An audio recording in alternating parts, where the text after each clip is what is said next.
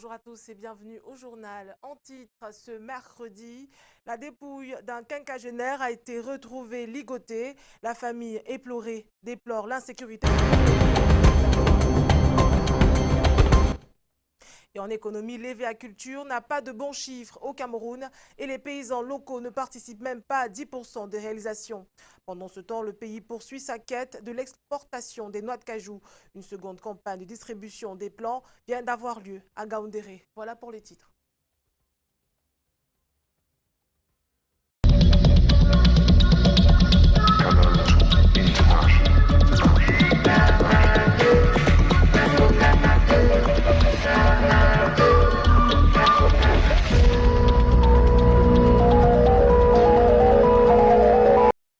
Bienvenue une fois de plus. Un nouveau cas d'assassinat à Berthois. La victime, Étienne Dudier, est un homme de la cinquantaine révolue. Son corps ligoté a été retrouvé au quartier Yadémé. Les auteurs du crime courent toujours. Le reportage de Robert Etok et Kizito Koumaï. Lamentation, tristesse et désolation le 16 juillet dernier au quartier Yadémé à Berthois. Très tôt le matin, les populations de ce quartier se sont réveillées avec sous les bras le corps sans vie de l'un des leurs. Bon, je suis arrivé comme d'habitude le matin, très tôt à 6h20. Quand j'arrive, je trouve la ficelle qui est encore tendue. Et c'est la première remarque parce que quand j'arrive toujours, cette ficelle est dégagée. Un petit constat, je regarde les chiens qui sont couchés devant la guérite et je me rapproche. Là, je trouve le corps avec la bouche ligotée. Sur le lieu du crime, des images effroyables. Le corps sans vie de la victime est étendu et ligoté. La famille pointe d'un doigt accusateur les multiples coupures d'électricité qui ont favorisé la montée de l'insécurité. Avec les coupures qu'on a tout le temps à minuit, ils connaissent déjà à quelle heure on coupe cette lumière pour venir agresser les gens. Hein? C'est devenu quoi? Et à la fin, il faut voir les factures qu'on doit sortir aux gens. Oh, ça c'est quel genre de bord? Ce sont des hommes sans foi ni loi qui ont mis un terme à la vie de celui qu'on appelait affectueusement Étienne, originaire du village Baha. On couchait à la maison ce matin lorsque le responsable du dépôt vient en pleurant. Informés de la situation, les autorités sont aussitôt descendues sur les lieux pour calmer les ardeurs des populations visiblement révoltées. Ce énième cas d'assassinat vient sonner l'alerte sur le niveau d'insécurité qui ne cesse de grandir dans la capitale de la région de l'Est. Un phénomène devenu récurrent dans les établissements scolaires en cette période de l'année, la promotion des résultats obtenus par les élèves.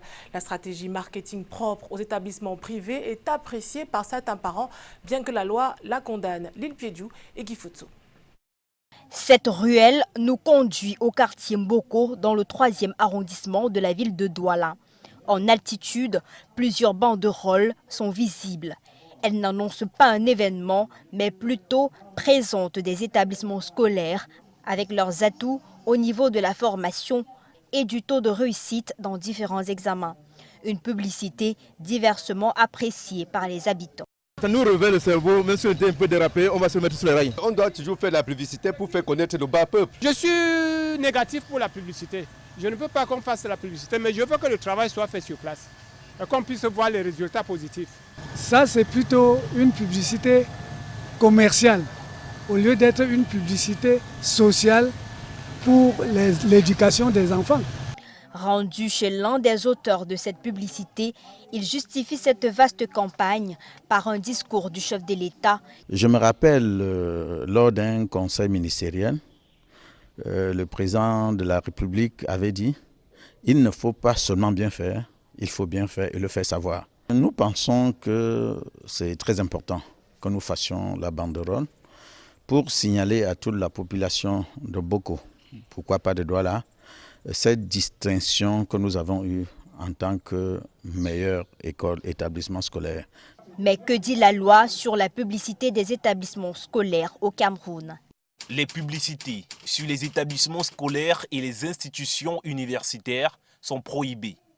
Voir la loi numéro 2006/018 du 29 décembre 2006 sur la publicité des établissements académiques. Sanction pénale, article 63 alinéa 1 et 2, puni d'une amende de 1 à 5 millions de francs CFA. Le fin mot de cette campagne, c'est que à bon vin, point d'enseigne, ou encore le porc ne se dit pas gras. Le recrutement de 500 000 jeunes en 2019, c'est l'objectif que s'est fixé le ministre de l'Emploi et de la Formation professionnelle en visite dans la ville de Douala. Il est descendu dans quelques entreprises pour encourager la formation des jeunes, leur recrutement et assurer la protection des emplois. Charles Robert Itoc, Thierry Nana. Dans l'objectif de faire adhérer le secteur privé à l'atteinte de création de 500 000 emplois nouveaux annoncés par le chef de l'État, le ministre de l'Emploi et de la Formation professionnelle Issa Tiroma effectue une visite de travail dans certaines entreprises dans le département du Vouri. Partout, le message était le même, encourager la formation des jeunes, leur recrutement et la protection de leur emploi. Ma responsabilité en tant que régulateur de l'emploi sur le plan national, c'est de faire en sorte qu'ils recrutent plus de Camerounais que de tout autre, parce que je protège les emplois des Camerounais. Il a tant et si bien compris que le chiffre qu'il nous a donné, 577 employés, est un chiffre intéressant au regard du nombre d'expatriés, peut-être une vingtaine qu'il y a ici. Je dis, c'est parfaitement acceptable. J'ai également rappelé au directeur général qu'en dépit des remous de surface que nous connaissons ça et là, le Cameroun reste cette nation stable. Un message bien reçu par les responsables des entreprises qui ne demandent que l'accompagnement du gouvernement. Je lui promets que nous redoublons d'efforts, aussi bien en termes de recrutement comme dans les orientations qu'il nous a prescrites, mais aussi en termes de formation professionnelle. La descente du ministre sur le terrain marque la volonté du gouvernement de se tenir à côté des investisseurs étrangers et leur apporter le soutien du gouvernement pour la réussite de leur mission. L'héviaculture n'a pas de bons chiffres au Cameroun comme dans certains pays africains.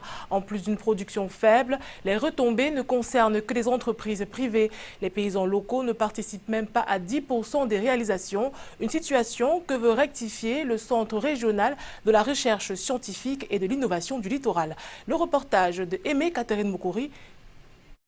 L'héviaculture peine à fleurir au Cameroun. En 2018, par exemple, le pays n'a pu produire que 50 000 tonnes d'hévéa, contre 600 000 tonnes pour un pays comme la Côte d'Ivoire.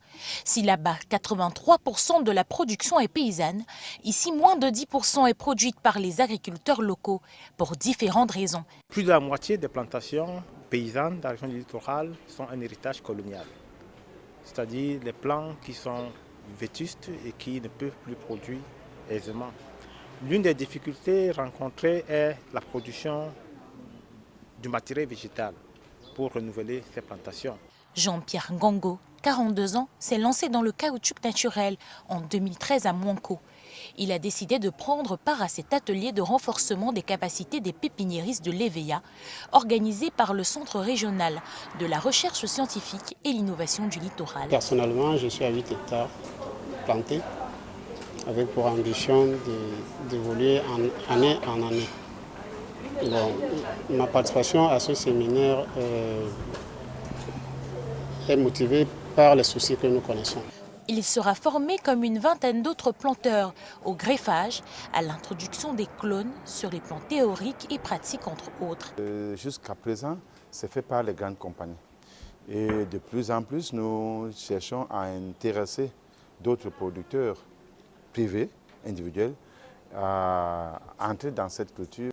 L'activité peut se montrer très rentable pour les exploitants et véhicoles, avec des revenus mensuels. Compte tenu de la production qui est contenue, tout au moins 11 mois sur 10 ou 10 mois sur 12. Nous pouvons également atteindre des rendements, quand c'est bien géré, de 1500 à 2000 kg secs par hectare par an. Il y a des moments où le prix du kilogramme sec de caoutchouc est à 1000 francs. Faites-vous le calcul, ça vous fait à peu près Entre 1 500 000 et 2 millions de francs CFA, si le système d'exploitation est bien ficelé, d'où toute l'importance de ce séminaire. Le Cameroun est néanmoins déterminé à devenir un exportateur de la noix de cajou et de la gomme arabique. La deuxième campagne de distribution des plants d'anarcadien et d'acacia du Sénégal, dont ces produits sont issus, a eu lieu à Ngaoundéré. Événement présidé par le ministre de la Recherche scientifique et de l'Innovation. Le compte rendu de notre correspondant Eringele. Lancement de la deuxième vague de la distribution d'1,5 million d'anacardiers à travers la mise en terre de ce spécimen, ainsi que 700 000 pieds d'acacia du Sénégal. Des produits de la recherche gracieusement offerts aux organisations paysannes de l'Adamawa, du nord, de l'extrême nord et de l'est par le ministre de la Recherche scientifique et de l'Innovation. La présence distribution est la deuxième du genre. La première ayant eu lieu au cours de l'année 2018. Plus d'1 million de plants d'anacards ont été produits et distribués avec un potentiel de couverture de 10 000 hectares de terre. L'objectif visé d'ici 3 ans est de faire de ces régions des bassins de production importants au Cameroun et renforcer le catalogue des cultures de rente locale. Je crois que ça arrive à point nommé, étant donné que nous avons des besoins en termes de lutte contre la pauvreté, lutte contre le chômage. L'anacardier produit l'amande, la pomme et la noix de cajou, utilisés dans la fabrication des jus, de la confiture, de l'alcool et des produits pharmaceutiques, en plus de ses propriétés nutritives. Idem pour l'acacia du Sénégal, dont la sève encore appelée gomme arabique, libérée naturellement ou à partir d'une incision, est prisée dans la cosmétique, l'électronique ou la pharmacie. Les 4 régions cibles sont propices à la culture de ces 2 spéculations. Ce plan s'adapte seul. Il n'a pas besoin d'être irrigué. Ce n'est pas exigeant en matière d'engrais. Pour cette région qui a eu certains problèmes de pauvreté, le chef de l'État a voulu qu'ils aient une culture de rente qui, à côté du coton, qui leur rapporte chaque année. La noix de cajou est la deuxième source importante de devises pour la Côte d'Ivoire après le cacao. Et la gomme arabique n'en est pas moindre.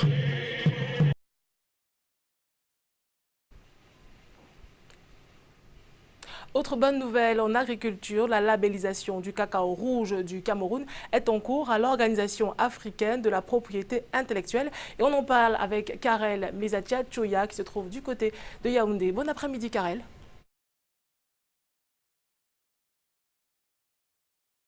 Vanessa Melakamden, Madame, Messieurs, bon après-midi. Eh bien, vous l'avez dit, Vanessa, un 3e produit camerounais en voie de labellisation. Le cacao rouge du Cameroun pourra rejoindre le poivre de Pendja et le miel d'Oku dans le standard qualité.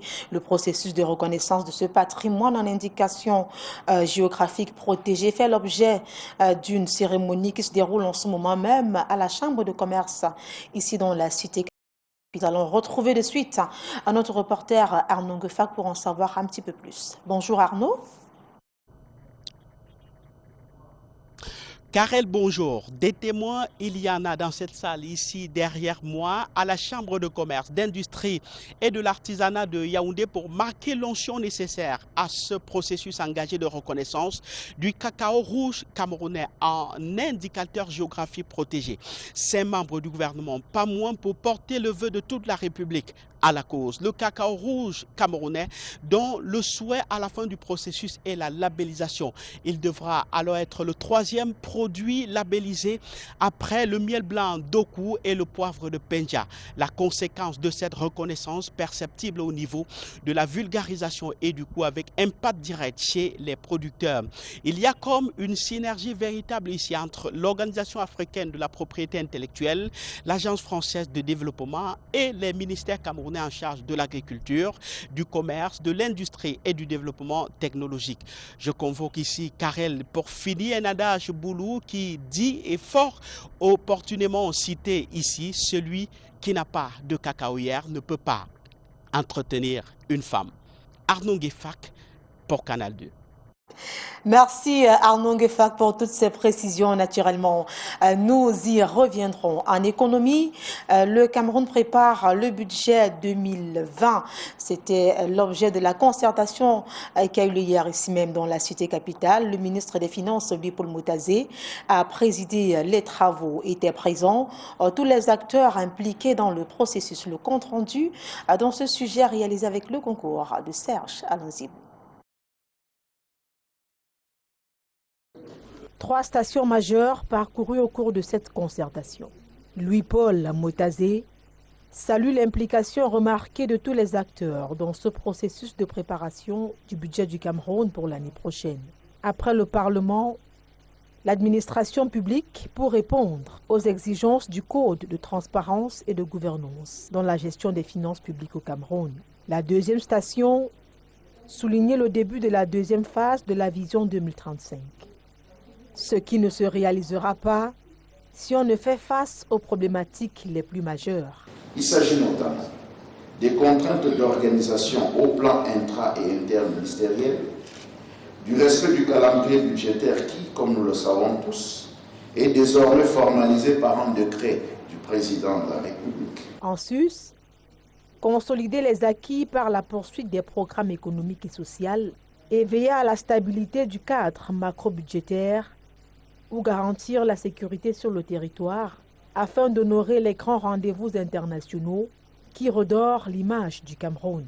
Nous avons les Coupes des Nations, le CHAN et la CAN 2021 qu'il faut organiser. Donc, il faut finaliser ces projets et garantir le bon déroulement de ces événements. Tout ceci pourra assurer la réalisation de la 3e modalité des prévisions budgétaires 2020. Une croissance plus forte et inclusive et le renforcement de la diversité économique du Cameroun. Des catastrophes et situations d'urgence, le Cameroun convoque l'expertise des Nations Unies à travers sa plateforme de gestion des données et d'information spatiale. L'international va outiller le Cameroun à la prévention des catastrophes naturelles. L'atelier relatif a été ouvert hier ici même à Yaoundé par le ministre camerounais de l'administration territoriale. Et parmi ceux qui ont pris part aux travaux, nos reporters Arnaud Nguefak et Vuid Dassi. Voici la dernière d'il y a quelques jours en termes de catastrophe naturelle. Là, c'est un glissement de terrain à Fomopéa dans le département de la Menoie, région de l'Ouest. Des éboulements et glissements de terrain, des inondations et des incendies sont une banalité au quotidien des Camerounais. Le gouvernement, en réponse, veut appuyer sur la prévention. Raison toute trouvée de cet atelier de sensibilisation, ouvert ce jour à Yaoundé, à l'attention des acteurs multisectoriels de première ligne dans la gestion des risques de catastrophes et situations d'urgence. Il y a plusieurs administrations. Il y a la direction de la protection civile, il y a les sapeurs-pompiers, il y a la santé, il y a le transport, il y a plusieurs administrations. Donc il est question de créer une sorte de synergie entre tous les partenaires et de mettre sur pied des mécanismes qui nous permettent, n'est-ce pas, d'atteindre nos cibles à temps. Expertise convoquée du système des Nations Unies à travers sa plateforme de gestion des données spatiales et informations pour la gestion des risques. Les participants de ce conclave tiennent la perche quant à l'utilisation désormais de ces données spatiales à leur disposition. Ça permet d'avoir une vue plus spécifique, par exemple des inondations, de glissements de terrain, de feux de forêt. Donc ce sont des données et des produits qui peuvent être utilisés pour beaucoup des alertes, beaucoup de risques.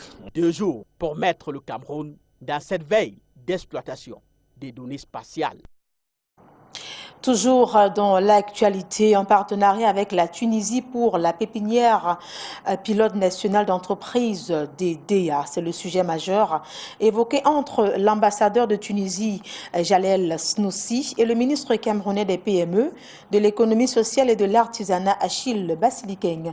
Le Cameroun veut ainsi profiter de l'expérience du pays des Carthages en matière de pépinière et parcs technologiques pour que les porteurs du projet, les produits Les pépinières camerounaises, dont celle des DEA, qui démarre en septembre prochain, saisissent toute opportunité. Écoutons au sujet de cette convergence d'efforts le ministre Bassili Keng III et l'ambassadeur Snoussi dans ces extraits sélectionnés pour nous par Rodrigue Tongué. Travailler ensemble, donc jeter des bases de ce partenariat constructif, et je pense que l'ambassadeur s'est engagé à nous accompagner pour que ces projets importants du chef de l'État puissent prendre pleinement corps pour que nous puissions pleinement dynamiser cette coopération sud-sud. C'est surtout une question bilatérale, c'est au niveau de la coopération technologique entre la Tunisie et le Cameroun en matière de technopole et de technologie. Voilà, l'idée est là et on travaille ensemble avec Monsieur le ministre, que ce soit l'ambassade et le ministère, pour consolider ce projet et surtout voir comment arriver à faire aboutir ce projet de coopération technique. Le ministère des Arts et de la Culture prépare ou alors travaille sur le projet d'inscription du site de Bimbia au patrimoine mondial de l'UNESCO. Ce lieu hautement historique pour la vente des esclaves a fait l'objet d'échanges hier entre le ministre Pierre-Ismaël Bidongpat et le professeur Lisa Audrey. Deux autres audiences ont suivi dans le sens du développement de la culture camerounaise. On en parle en plus détail avec Brand Kamga et Hubert Nuché. Le professeur Lisa Aubry, ses travaux de recherche sur la restitution de la vérité au sujet des pratiques d'esclavage à Bimbia poussent le gouvernement camerounais à mettre sur pied le projet d'inscription du site sur la liste du patrimoine mondial de l'humanité. Le ministre des Arts et de la Culture, Pierre-Ismaël Bidongpat, l'a fait savoir au cours de l'audience à elle accordée. Les familles devraient surmonter le choc. Nous sommes tous perdants, car Bimbia est l'endroit où nous pouvons revenir à cette histoire. Et nous n'avons plus à nous cacher au Cameroun sur le fait que nos ancêtres sont allés sur le terrain et ne sont plus jamais revenus. Bimbia nous offre. On espère qu'on aura ce patronage. En posture de second invité, le directeur de l'Institut Goethe de Yaoundé présente deux projets pour valoriser davantage d'une semaine culturelle internationale, un projet qui va amener ici au Cameroun à peu près 24 artistes de 7 pays. Et de l'autre côté, c'est le séjour et l'exhibition de Wolfgang Tillmans, un photographe allemand qui est connu partout dans le monde et qu'on est très très fiers et honorés de l'accueillir ici au Cameroun. Dernier invité du jour, l'une des jeunes Camerounaises engagées dans la préservation de l'environnement et qui a récemment pris part au comité du patrimoine mondial de l'UNESCO en Azerbaïdjan. On commence avec ce qu'on a et puis si on arrive à réussir avec le peu qu'on a en tant que les Camerounais et puis on sait notre pays, si on arrive à investir dans notre pays va rapporter à nous ce qu'on a investi. Donc je veux conseiller les jeunes de ne pas toujours regarder ailleurs et poser les questions, qu'est-ce que le pays fait pour moi, le Cameroun m'a déjà donné quoi, mais plutôt demander en tant que jeune, qu'est-ce que je peux offrir au Cameroun.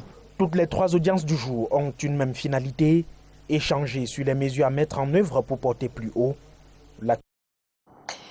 Toujours en culture, l'artiste camerounais Rafram Le Bantou a annoncé face aux hommes de médias la sortie de son nouveau single intitulé Panglang. Ce nouveau bébé est le fruit de l'inspiration de plusieurs genres musicaux. Sorel Boy et Hubert Mouché.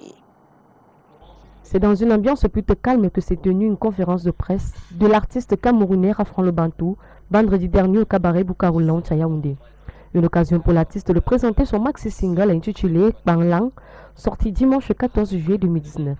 On soigne essentiellement Bikoutsi qui met en avant la personnalité de l'artiste. C'est une manière pour moi de m'amuser, montrer les différentes facettes de Rafram Le Bantou.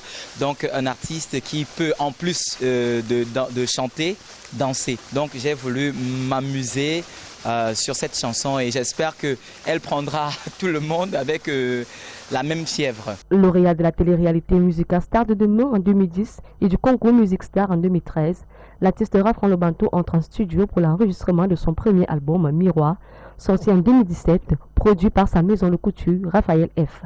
Influencé par tous les genres musicaux, Rafram Le Bantou puise essentiellement son inspiration dans les berceuses africaines. Tu dis que tu es mon ami, pourtant c'est toi qui carambanise sur moi. Tu dis que tu es mon ami, pourtant c'est toi qui m'as dit de moi qui est. On a des spectacles, notamment un spectacle qui aura lieu ici même au Bukavu au mois de septembre. Vous aurez plus d'informations quant au jour exact. Un artiste diversifié, de par ses nombreux rythmes musicaux, fera le tour des cabarets, snacks, bars, réseaux sociaux. Toujours dans l'actualité culturelle, cette information triste, le décès du chanteur Johnny Clegg, et on en parle avec vous du côté de Douala, Vanessa Melakamden. Effectivement, Karel Mezatia Choya, Assi Bonanga, c'est le titre de cette chanson célèbre des années 80 que vous connaissez certainement. Elle est du musicien Johnny Clegg qui a cassé son micro hier mardi. Décédé à 66 ans, il laisse derrière lui un héritage de combattants contre le racisme. Son portrait est dressé par Aimé Catherine Mokori et Joseph Wapon.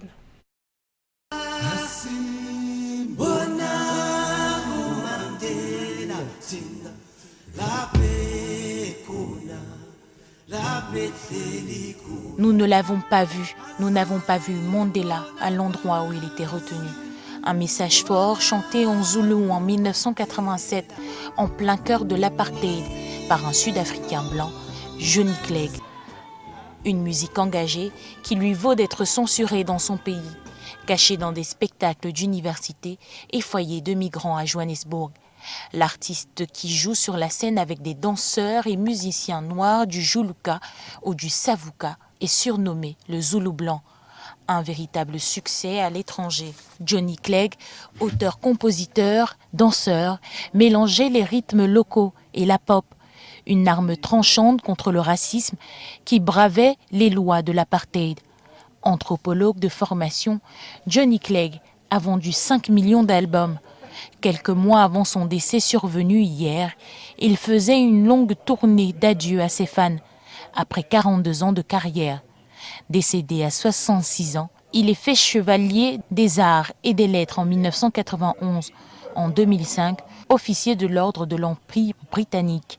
6 albums live et 19 albums studio, Johnny Clegg laisse un héritage de combattants, comme celui à qui il a dédié cet hymne pour la paix, Nelson Mandela, qui lui a fait le plaisir de partager sa scène un soir de l'année 1999.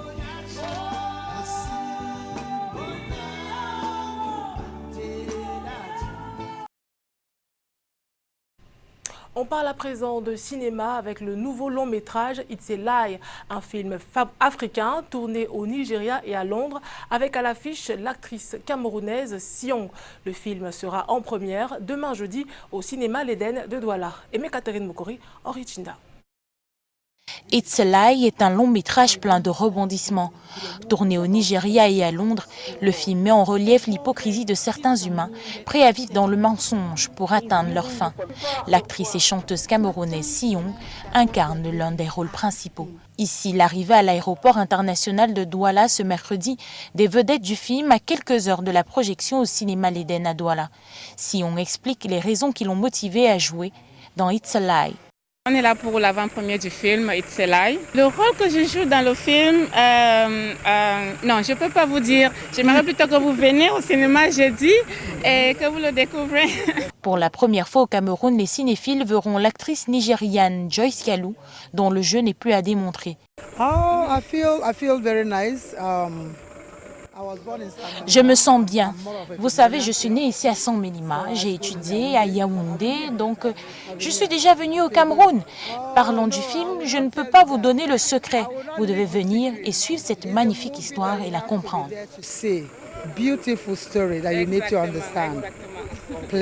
Le film est plein d'action, de passion et trahison, des arguments qui donnent envie de le regarder absolument. Quand vous avez un plateau technique comme celui-ci, vous avez Sion qui est là, vous avez maman Joyce Kalou. J'aimerais un peu m'attarder sur elle. Quand on parle de Nollywood aujourd'hui, ça c'est l'une des figures emblématiques qui ont pratiquement construit Nollywood. La projection de It's a Lie est prévue ce jeudi à Douala au cinéma l'Éden dès 19h. Les cinéphiles y sont attendus. Ne manquez donc pas le rendez-vous. Et c'est la fin du journal. Merci de l'avoir suivi. Bonne suite des programmes sur Canal 2 International.